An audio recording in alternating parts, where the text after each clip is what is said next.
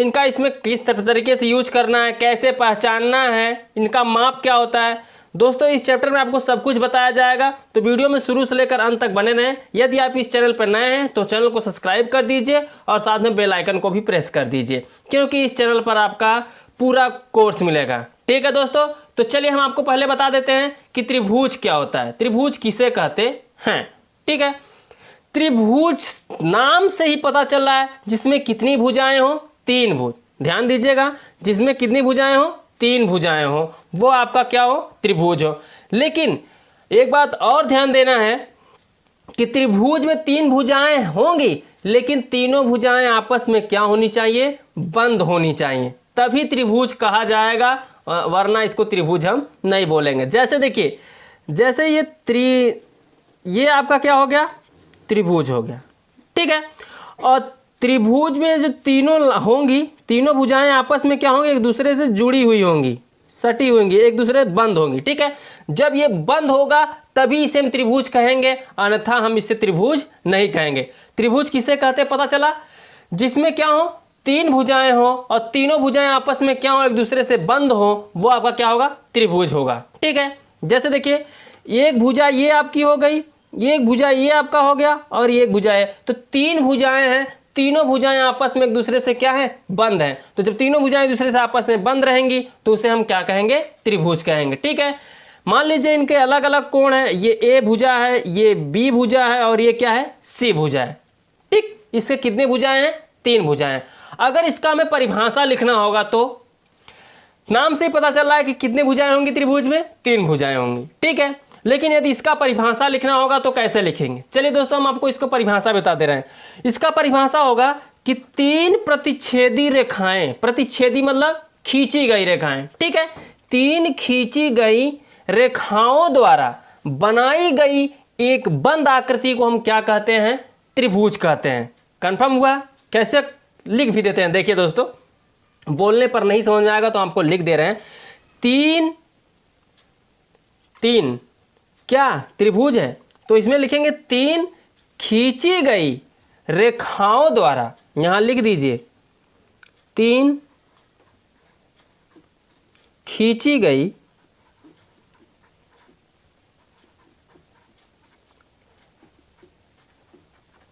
रेखाओं द्वारा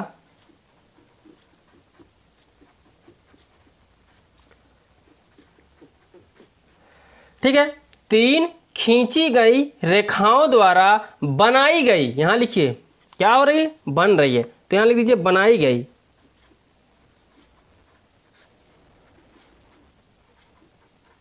ठीक है, 3 खींची गई रेखाओं द्वारा बनाई गई एक बंद आकृति, क्या, एक बंद आकृति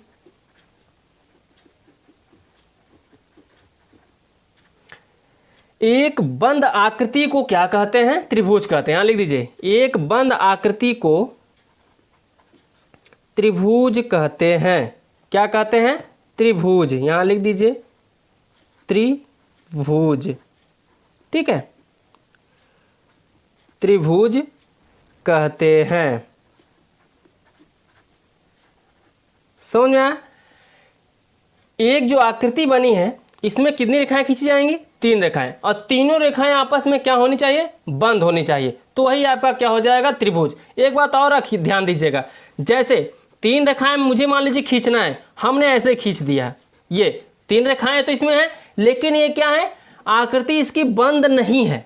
ठीक है, जब तक ये आकृति बंद रेखाओं से नहीं बनेगा तब तक ये त्रिभुज नहीं कहा जाएगा। ठीक है, वो भी त्रिभुज में कितनी भुजाएं होनी चाहिए, सिर्फ 3 भुजाएं होनी चाहिए। ठीक है, वही आपका क्या कहा जाएगा, त्रिभुज कहा जाएगा। समझ में आया, त्रिभुज के नाम से ही पता चल रहा है कि इसमें कुल कितनी भुजाएं होंगी, 3 भुजाएं होंगी, त्रिभुज यानी 3 भुजाएं। अब ध्यान दीजिएगा, अब समझ लीजिए त्रिभुज का तो परिभाषा आपको पता चल गया। जब आप त्रिभुज का परिभाषा जान गए हैं तब इनके कोणों का मान जान लीजिए। ध्यान दीजिए, त्रिभुज के तीनों कोणों का योग कितना होता है, 180 अंश। ठीक है, कोण ए प्लस कोण बी प्लस कोण सी बराबर क्या होगा आपका, 180 अंश। यदि आपसे कोई पूछे कि त्रिभुज के तीनों कोणों का योग कितना होता है? तो त्रिभुज के तीनों कोणों का योग 180 अंश होता है। ठीक है, कितना होता है? 180 अंश। ठीक है, चलिए आप हमें उम्मीद है कि आपको ये बहुत अच्छे समझ में आया होगा। अब हम आगे बढ़ते हैं। आगे बढ़ने का मतलब इसके हम प्रकारों के बारे में जानेंगे। ठीक है, तो यहाँ लिखिए, ये लिख दीजिए, यह निम्न प्रकार का होता है। ठीक है, यह निम्न प्रकार का होता है। ठीक है, इसको लिख दीजिए, यह निम्न प्रकार का होता है। अब ध्यान दीजिए, अब हम इसके त्रिभुज के प्रकारों के बारे में पढ़ेंगे। आपको हम बता दे रहे हैं दोस्तों कि त्रिभुज के बारे में बता दिए, अब हमको त्रिभुज के प्रकारों के बारे में बता दे रहे हैं। त्रिभुज कितने प्रकार के होते हैं, इसमें किस किस प्रकार के बारे में आपको जानना है, इसके बारे में बता देते हैं, तब हम चैप्टर की तरफ चलते हैं। दोस्तों, यदि आपने इसका भी नोट्स नहीं बनाना स्टार्ट किया तो प्लीज़ नोट्स बना लीजिए। नोट्स आपके जीवन का एक रामबाण होता है। प्लीज़ दोस्तों नोट्स ज़रूर बनाइए। ठीक है, अब देखिए, यह निम्न प्रकार का होता है। तो चलिए हम पहले आपको बताते हैं, पहले इसके बारे में बताते हैं। त्रिभुज का कौन सा बार? समबाहु त्रिभुज के बारे में बताते हैं। ठीक है, पहला आपका क्या होगा? समबाहु त्रिभुज। चलिए पहला हम पढ़ लेते हैं इसके बारे में, त्रिभुज के बारे में। पहला होगा आपका समबाहु त्रिभुज। चलिए, समबाहु त्रिभुज। समबाहु त्रिभुज किसे कहते हैं? ध्यान दीजिए दोस्तों, सब नाम से ही पता चल जाएगा, या कुछ करने की जरूरत नहीं। दोस्तों हम आपको ऐसे ही रटा देंगे, आपको रटने की ज़रूरत नहीं है। आप सिर्फ वीडियो में बने रहें, हम आपको ऐसे बोलकर ही याद करा देंगे कि त्रिभुज किसे कहते हैं, समबाहु त्रिभुज किसे कहते हैं। सब आसानी से आपको याद हो जाएगा। ठीक है, और याद करना नहीं, आपको इसको समझना है। यदि आप समझ जाएंगे तो कभी भूलेंगे नहीं। ठीक, तो चलिए देखिए दोस्तों, समबाहु त्रिभुज क्या होता है। त्रिभुज के बारे में तो हमने आपको बता ही दिया, अब हम आपको बताएंगे समबाहु त्रिभुज के बारे में। ठीक है, तो चलिए इसके बारे में भी जान लीजिए, समबाहु त्रिभुज क्या है। इसके नाम से ही पता चल रहा है कि समबाहु त्रिभुज किसे कहते हैं। ध्यान दीजिए, समबाहु मतलब समान भुजा, बाहु मतलब जो इसकी भुजाएं होंगी वह क्या होंगी? समान होंगी। ठीक है, तो इसका परिभाषा क्या बनेगा? अब ध्यान दीजिए, समबाहु मतलब जो इसकी बाहु भुजा होगी वो तीनों क्या होंगी? आपस में समान होंगी। अब तीनों भुजा क्यों? क्योंकि त्रिभुज की बात करा, 3 ही भुजाएं ली जाएंगी, उससे ज़्यादा भुजाएं आपको नहीं लेना है। ठीक है, तो 3 भुजाएं लेंगे तो समबाहु त्रिभुज बन जाएगा। तो यहाँ इसका परिभाषा क्या बनेगा?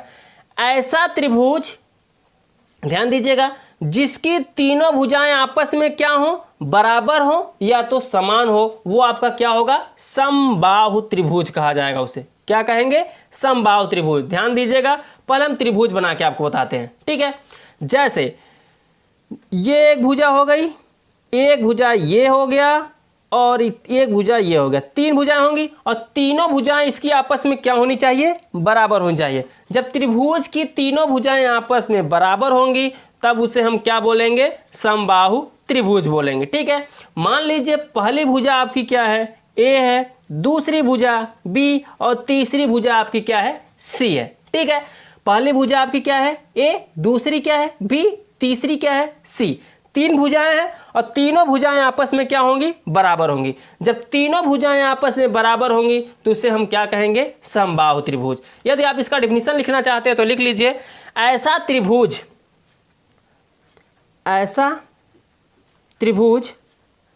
जिसकी तीनों भुजाएं, ऐसा त्रिभुज जिसकी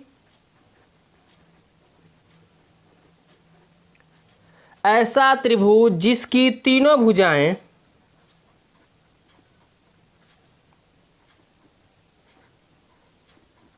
आपस में, जिसकी तीनों भुजाएं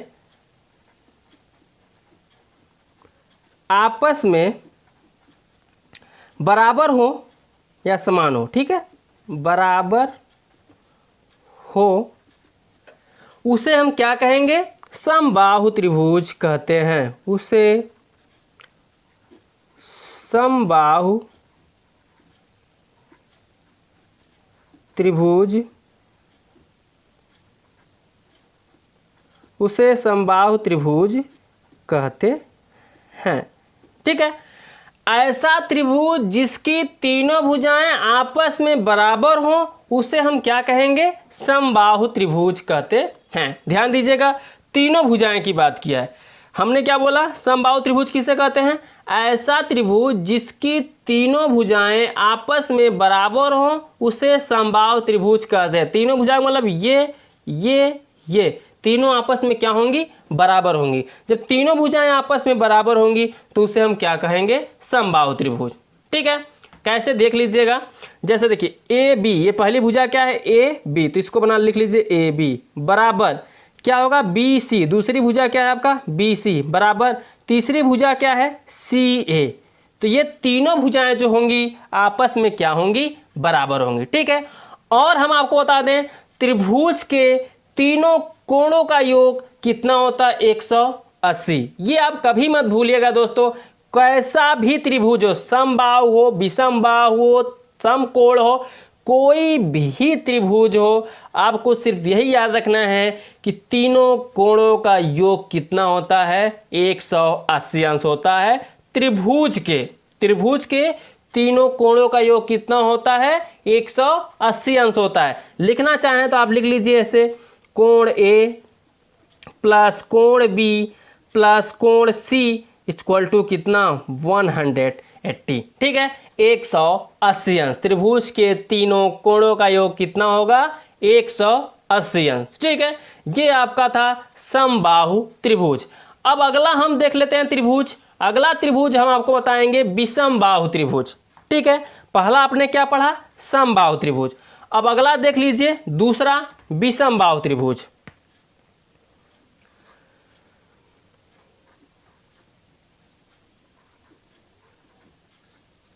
विषम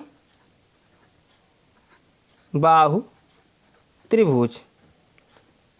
चलिए ध्यान दीजिए दोस्तों, अब आप ध्यान दीजिए विषम बाहु त्रिभुज क्या होता है। इसके नाम से ही पता चल रहा है कि विषम का मतलब होगा अलग, एक दूसरे से हटकर। ठीक है, ऐसा त्रिभुज जिसकी तीनों भुजाएं आपस में बराबर ना हो। समबाहु में हमने क्या बताया आपको? ऐसा त्रिभुज जिसकी क्या हो? तीनों भुजाएं आपस में बराबर हो, वो आपका क्या होगा? समबाहु त्रिभुज होगा। लेकिन हम इसमें क्या बताएंगे आपको? ऐसा त्रिभुज जिसका तीनों भुजाएं आपस में बराबर ना हो वो आपका क्या होगा? विषमबाहु त्रिभुज। जैसे समझ लीजिए, जैसे मान लीजिए आपका एक क्या है? त्रिभुज है। ठीक है, अब इसमें तीनों भुजाएं आपस में क्या है? बराबर नहीं है। ठीक है, जैसे एक आपका भुजा हो गया, ये ए हो गया, ये बी हो गया और ये सी, अलग अलग भुजाएं होंगी। और ये विषमबाहु का मतलब होगा ये त्रिभुज तो आपका बन गया, लेकिन इस त्रिभुज में तीनों भुजाएं आपस में बराबर नहीं हैं, तो कौन सा त्रिभुज कहा जाएगा? विषमबाहु त्रिभुज कहा जाएगा। ठीक है, ये आपस में तीनों बराबर नहीं होंगी। यदि आपको इसका डिफिनीशन लिखना होगा तो क्या लिखेंगे? ऐसा त्रिभुज जिसकी तीनों भुजाएं आपस में क्या हो? बराबर ना हो। तो यहां लिख दीजिए ऐसा त्रिभुज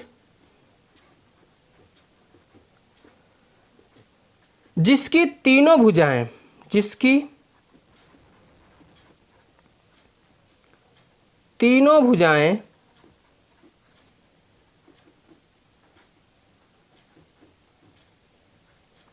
आपस में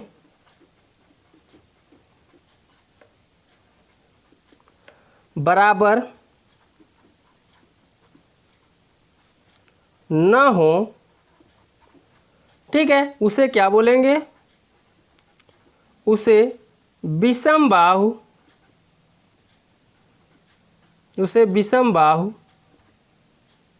सॉरी दोस्तों, यहाँ ब नहीं व रहेगा, विषमबाहु त्रिभुज कहते हैं। ठीक है,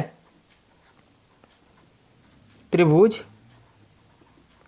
कहते हैं। चलिए ध्यान दीजिए, ऐसा त्रिभुज जिसकी तीनों भुजाएं आपस में बराबर ना हो उसे हम क्या कहते हैं? विषमबाहु त्रिभुज कहते हैं। हमने इसके पहले क्या बताया आपको? समबाहु में तीनों भुजाएं आपस में क्या होती हैं? बराबर होती हैं। लेकिन विषमबाहु में तीनों जो कोण या भुजाएं होंगी आपस में क्या होंगी? बराबर नहीं होंगी। ठीक है, अब इसमें भी आपका ध्यान दीजिए क्या रूल निकलेगा। देखिए ए बी, ये पहली भुजा क्या है? A B, not equal to क्या, तीनों भुजाएं आपस में बराबर नहीं होगी तो क्या निकलेगा, B C not equal to क्या, सी ए, यानी तीनों भुजाएं आपस में इसकी बराबर नहीं होंगी। लेकिन समबाहु में हमने क्या बताया था, ए बी बराबर बी सी बराबर सी ए, इसमें तीनों भुजाएं आपस में बराबर हो रही थी, लेकिन इसमें आपका तीनों भुजाएं आपस में बराबर नहीं होंगी। ठीक है, और इसमें भी त्रिभुज के तीनों कोणों का योग कितना आएगा, 180 अंश। ठीक है, तो यहाँ लिख दीजिए कोण ए प्लस कोण बी प्लस कोण सी बराबर 180 अंश। ठीक है, त्रिभुज में तीनों कोणों का योग हमेशा, त्रिभुज कैसा भी हो, विषम हो, सम हो, समद्विबाहु हो, समकोण हो, इन सब में आपके तीनों कोणों का योग 180 अंश ही होगा। इस पे आप विशेष ध्यान दीजिएगा। ठीक है, अब हम आगे आपको बताते हैं, विषम बाहु हो गया। अब आप अगला तीसरा देखिए, समद्विबाहु त्रिभुज। अगला क्या होगा, समद्विबाहु त्रिभुज। तो चलिए दोस्तों आगे हम देख लेते हैं। अब त्रिभुज नंबर 3 देखिए, अगला है आपका समद्विबाहु त्रिभुज। समद्विबाहु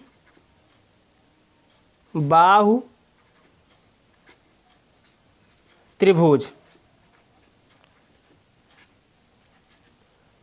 समद्विबाहु त्रिभुज। अब ध्यान दीजिएगा कि समद्विबाहु त्रिभुज किसे कहते हैं। नाम से ही पता चल रहा है, समद्विबाहु त्रिभुज मतलब ऐसा त्रिभुज जिसकी दो भुजाएं आपस में क्या होंगी, बराबर होंगी, वह आपका होगा समद्विबाहु त्रिभुज। द्विबाहु मतलब दो भुजा। ठीक है, सम मतलब समान, द्वि का मतलब दो, बाहु मतलब भुजा, जिसकी दो भुजा समान होगी वह क्या होगा, समद्विबाहु त्रिभुज कहा जाएगा। ठीक है, जैसे मान लीजिए हमने यहाँ पे एक त्रिभुज बनाया। ठीक है, ये त्रिभुज बनाया और इसमें दो भुजाएं इसकी क्या है, समान है।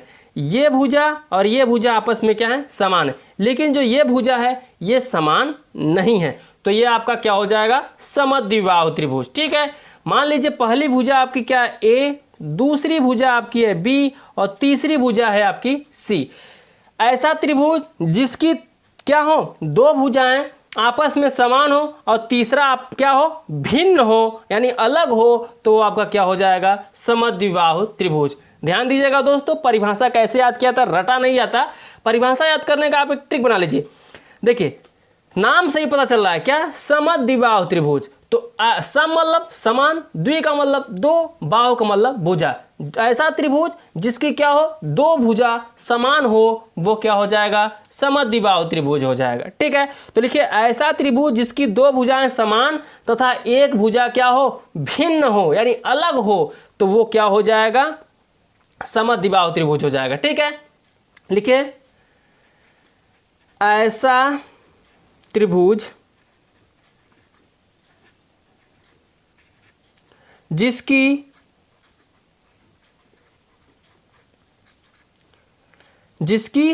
दो भुजाएं,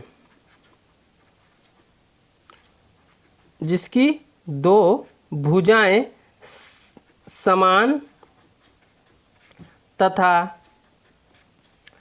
ऐसा त्रिभुज जिसकी दो भुजाएं समान तथा एक क्या हो, तथा एक भिन्न हो, एक भुजा यानी उन दोनों से क्या हो, एक भुजा भिन्न हो, उसे हम क्या कहेंगे, भिन्न हो, उसे समद्विबाहु त्रिभुज कहते हैं, समद्विबाहु। ठीक है, उसे क्या कहेंगे, समद्विबाहु त्रिभुज कहते हैं। ध्यान दीजिएगा, ऐसा त्रिभुज जिसकी दो भुजाएं समान तथा एक भुजा भिन्न हो, उसे हम क्या कहेंगे, समद्विबाहु त्रिभुज कहते हैं। यानी इसमें जो होगा दोस्तों, दो भुजा ए बी, मान लीजिए क्या है, ए बी और बराबर क्या, ए सी, ये आपस में बराबर हैं, लेकिन not equal to B C, इन दोनों के बराबर नहीं है। तो ये आपका क्या हो जाएगा, समद्विबाहु त्रिभुज हो जाएगा। ठीक है, इसमें दो भुजाएं बराबर हैं लेकिन तीसरा भुजा इससे क्या है, भिन्न है। तो तीसरा भुजा भिन्न होगा तो आपका क्या हो जाएगा, समद्विबाहु त्रिभुज हो जाएगा। और इसमें भी याद रखिएगा त्रिभुज है दोस्तों, तो त्रिभुज कैसा भी हो उनके तीनों कोणों का योग क्या होता है, 180 अंश होता है। ठीक है, इनके तीनों कोणों का योग कितना होगा, 180 अंश। समझ में आया दोस्तों। तो चलिए अब समद्विबाहु आप पढ़ लिए, अब लास्ट त्रिभुज पढ़ लीजिए, समकोण त्रिभुज। ठीक है, कौन सा त्रिभुज, समकोण त्रिभुज।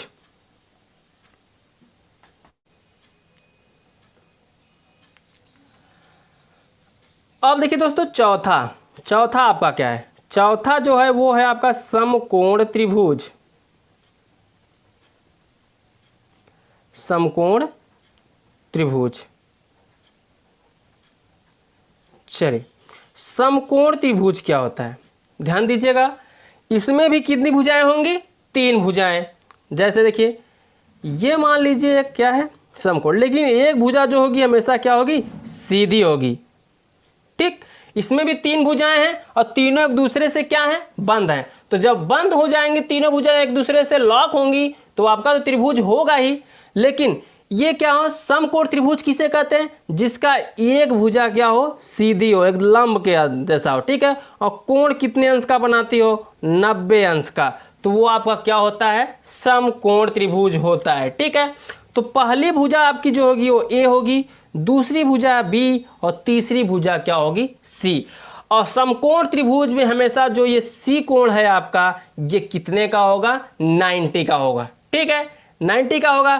तो जब एक तीनों त्रिभुजों का क्या होता है, त्रिभुज के तीनों कोणों का योग कितना होता है, 180 अंश। जब आपका एक 90 निकल गया तो एक कितना बचेगा, 45, ये भी कितना बचेगा, 45। तो चलिए अब इसका हम परिभाषा लिख देते हैं। ठीक है, इसका परिभाषा क्या बनेगा, ऐसा त्रिभुज जिसका एक कोण 90 अंश शेष 2 कोणों के योग के क्या होगा, बराबर होगा, वो क्या होगा, आपका समकोण होगा। ठीक है, कैसे, चलिए परिभाषा लिख लेते हैं। परिभाषा बन रहा है आपका, ऐसा त्रिभुज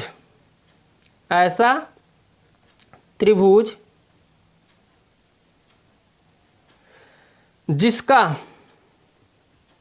ऐसा त्रिभुज जिसका एक कोण मतलब ये 90 अंश। ठीक है, यहाँ लिखिए, जिसका एक कोण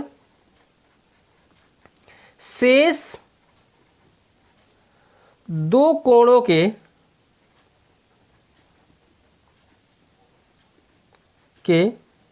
बराबर, शेष 2 कोणों के बराबर हो, उसे समकोण कहते हैं।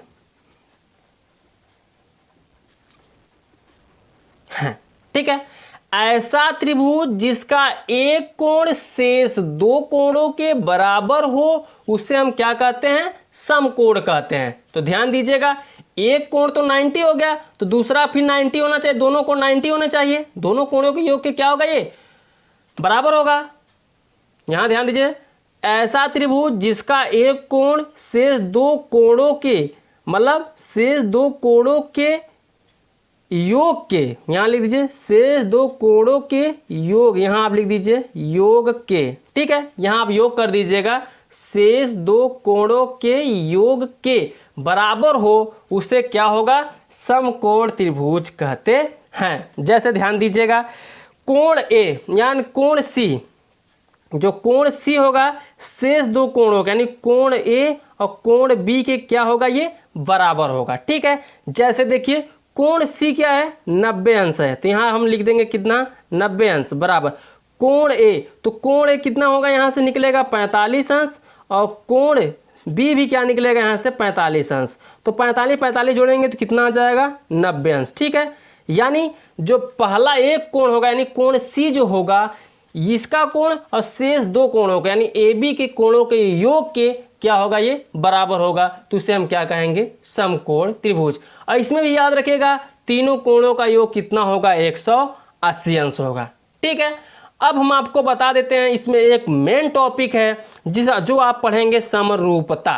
ठीक है, अगला इसका टॉपिक क्या होगा, समरूपता। लेकिन समरूपता बताने से पहले एक चीज़ और बताना चाहूँगा, सर्वांग समता। सर्वांग समता आप कहाँ पढ़े होंगे, क्लास 9th में। सर्वांग समता यदि आप समझ गए तो समरूपता आपको समझने में ज़्यादा देर नहीं लगेगा, ठीक है। तो चलिए पहले हम सर्वांग समता समझ लेते हैं, जो आप क्लास 9th में पढ़ चुके हैं।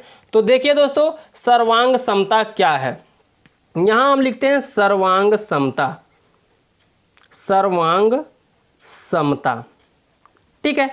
सर्वांग समता आप क्लास 9th में पढ़ लिए हैं। क्लास 9th में भी चैप्टर त्रिभुज है, त्रिभुज में यह सब चीज़ें आपको बता दी गई होंगी। यदि आपको नहीं पता है तो देखिए हम दोस्तों आपको बता देते हैं सर्वांग समता है क्या। चलिए पहले इसके नाम पर चलते हैं। इसका नाम क्या बोल रहा है, बोल रहा है सर्वांग समता। सर्वांग मतलब सभी, क्या होगा, सभी, ठीक है। अंग, यहाँ लिख रहा है सर्वांग, वांग, अंग, वांग, यहाँ क्या निकल रहा है, अंग, अर्थ क्या निकल रहा है, अंग। समता का मतलब समान, ठीक है, समता का मतलब समान। सर्वांग समता, ऐसा त्रिभुज जिसके सभी अंग क्या हो, आपस में समान हो, तो वह आपका क्या कहा जाएगा, सर्वांग समता कहा जाएगा, ठीक है। सर्वांग समता का आप एग्जाम्पल समझ लीजिए, क्योंकि हमने ये क्लास 9th में बता दिया है, ठीक है। क्लास 9th के चैप्टर के जो चैप्टर है त्रिभुज का, उसमें हमने बता दिया है सर्वांग समता के बारे में, ठीक है।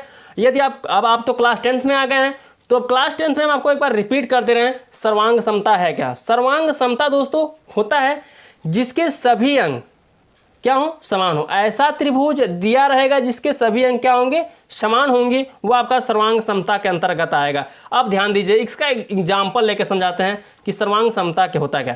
जैसे देखिए, अब हम आपको दो त्रिभुज दे दें, ठीक है, दो, ये मान लीजिए एक त्रिभुज हो गया, दूसरा त्रिभुज भी एक हो गया, ठीक। सर्वांग समता, देखिए सर्वांग समता का मतलब क्या है, एक त्रिभुज ये भी है, एक त्रिभुज ये भी है। ये आपके मान लीजिए भुजा ए हो गया, इसका भुजा बी हो गया, ये सी हो गया, ठीक है। और इसका मान लेते हैं ये पी हो गया, ये क्या हो गया, क्यू हो गया, ये आर। अब हम चलते हैं मेन हेडिंग पर। मेन हेडिंग आपका क्या है, सर्वांग समता, ठीक है। इसके आपका क्या है, सर्वांग समता। सर्वांग समता का मतलब होता है सभी अंग समान, जिसके सभी अंग समान होंगे वो आपका क्या होगा, सर्वांग समता होगा। जैसे देखिए, इसकी पहली भुजा क्या होगी, ए बी। इसकी भुजा क्या है पहले की त्रिभुज की, ए बी। तो दूसरे के भुजा पहली क्या है, पी क्यू। तो ये पी क्यू जो होंगे, आप पहले त्रिभुज की जो पहली भुजा होगी, दूसरे त्रिभुज की जो पहली भुजा होगी, ये आपस में क्या होंगे, समान होंगे, ठीक है। जैसे इसकी दूसरी भुजा क्या है, बी सी। तो इसकी भी दूसरी भुजा क्या होगी, दूसरे त्रिभुज की, ये पहली त्रिभुज है, ये दूसरी त्रिभुज है, ठीक है। तो दूसरी पहले त्रिभुज की दूसरी भुजा क्या है, बी सी। बी सी जो है दूसरे त्रिभुज के दूसरी भुजा के क्या होगा, ये बराबर होगा। बी सी जो होगा वो क्यू आर के क्या होगा, बराबर होगा। अब पहली त्रिभुज की तीसरी भुजा क्या है, सी ए, क्या है, सी ए। तो जो तीसरी मतलब जो दूसरी त्रिभुज है, इसकी तीसरी भुजा क्या होगी, आर पी, ठीक है। ये आपस में क्या होंगे, बराबर होंगे। समझ में आया। इसकी पहली भुजा ए बी, तो इसकी पी क्यू, दूसरी भुजा बी क्यू, तो इसकी क्यू आर, इसकी तीसरी भुजा सी ए, तो इसका आर पी होगा, ठीक है।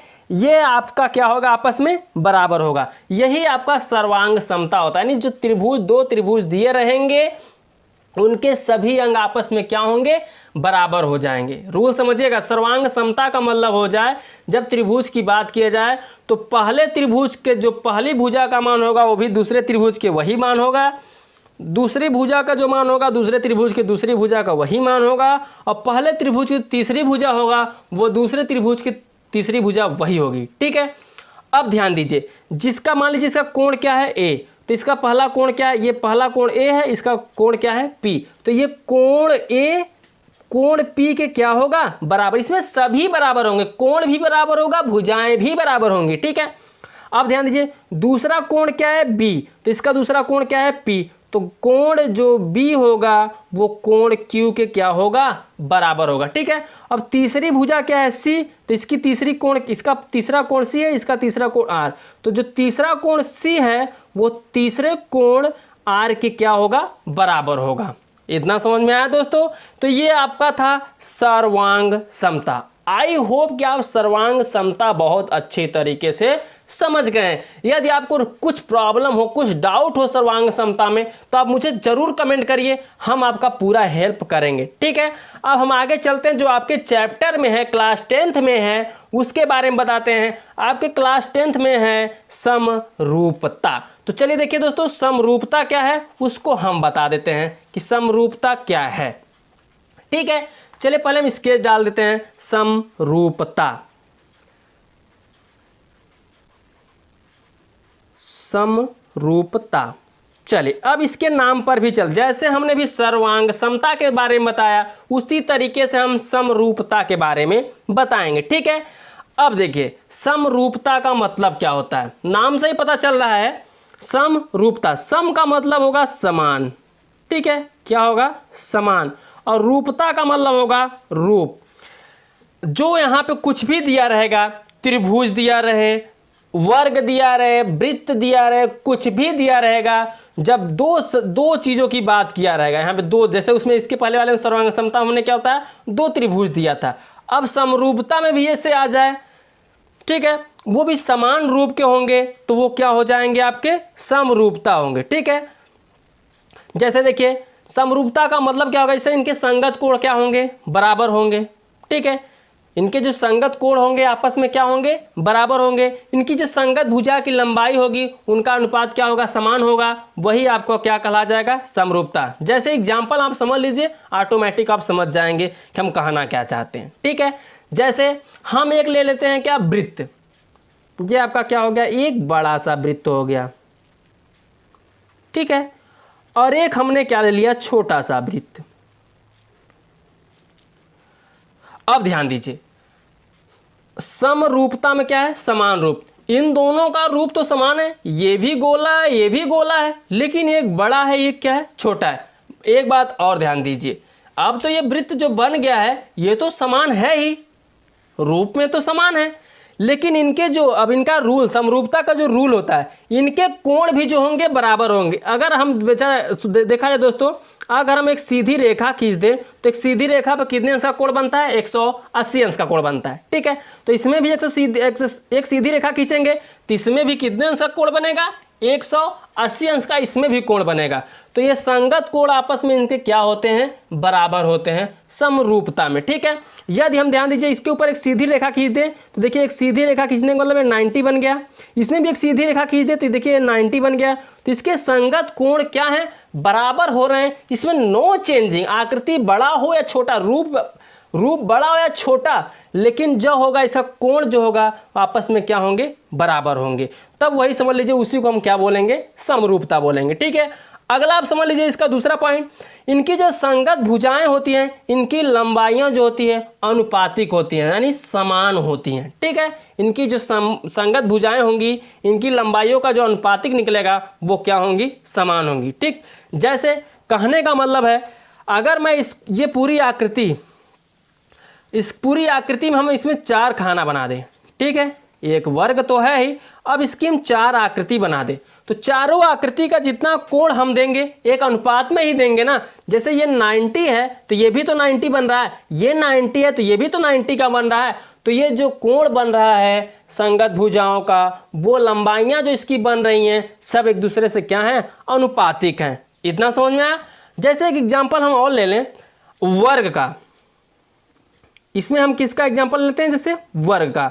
अब ये एक बड़ा वर्ग हो गया, एक हमने क्या ले लिया, छोटा वर्ग। ठीक है, हाँ तो दोनों वर्ग ही, लेकिन ये किसके अंतर्गत आएंगे, समरूपता के अंतर्गत आएंगे। ठीक है, ये भी वर्ग है, ये भी वर्ग है, तो दोनों किसके अंतर्गत आएंगे, समरूपता के अंतर्गत ही आएंगे। ठीक है, ये वर्ग है, ये भी वर्ग है, दोनों समरूपता के अंतर्गत आएंगे। इनकी जो कोण होंगे तो वो भी क्या होंगे, आपस में समान। यहाँ 90 बनेगा तो यहाँ भी 90 बनेगा, यहाँ 90 बनेगा तो यहाँ भी, इसे वर्ग में जो भी कोण बनेगा वो 90 का बनेगा। ठीक है, 90 बनेगा। देखिए यहाँ 90 का कोण बनेगा क्योंकि सीधी लाइन है तो समकोण बनेगा, तो 90 हमेशा बनेगा, इसमें भी 90 बनेगा। तो इनके जो संगत कोण होते हैं वो आपस में क्या होते हैं, बराबर होते हैं समरूपता में, ठीक है। और इनकी जो इनकी भुजाएं होती है, इनकी जो लंबाइयाँ होती हैं वो क्या होती है, अनुपातिक होती हैं, इनका कुछ अनुपात होता है, ठीक है। लेकिन जो होंगी समरूप, इसका जो चेहरा होगा मतलब आकृति होगी वो क्या होगी, एक रूप, इनका रूप समान होगा, ठीक है दोस्तों। आई होप कि आपको बहुत अच्छे समझ में आया होगा दोस्तों, समरूपता आपको अच्छे समझ में आ गई होगी, ठीक है। और सर्वांग समता भी, ये समरूपता आपके क्लास 10th में दिया गया है। यदि आपको कुछ इसमें डाउट हो तो आप मुझे कमेंट करिए, हम आपका फुल सपोर्ट करेंगे दोस्तों, ठीक है। तो अब हम जो भी कुछ बताना चाहेंगे वो आपके प्रश्नावली में बताएंगे, ठीक है। इतना हमने जो भी डाउट था त्रिभुज के बारे में बता दिया, त्रिभुज कितने प्रकार के होते हैं ये भी बता दिया, सर्वांग समता बता दिया, समरूपता बता दिया। इतना बताने के बाद अब जैसा क्वेश्चन बोला रहेगा हम उस क्वेश्चन में समझा के आगे आपको बताएंगे, ठीक है। तो दोस्तों आज के लिए बस इतना ही, इस वीडियो में बस इतना ही। अब हम आपको बताएंगे प्रश्नावली 6 का ए नेक्स्ट वीडियो में। यदि आप चैनल को सब्सक्राइब नहीं किए तो सब्सक्राइब कर दीजिए, क्योंकि हम प्रश्नावली 6 का ए जल्द ही लेके आने वाले हैं। तो प्लीज़ दोस्तों वीडियो पसंद आया हो तो वीडियो को लाइक कर दीजिए और शेयर करना ना भूलें। इसमें अपने दोस्तों को ज़रूर जोड़ें दोस्तों, जिससे वो नहीं पढ़ रहे हैं तो वो भी पढ़ना स्टार्ट कर दें, ठीक है दोस्तों। आज के लिए इतना ही, बस आपसे मिलेंगे अब जल्द ही अगले वीडियो में, तब तक के लिए बाय बाय, जय हिंद, जय भारत।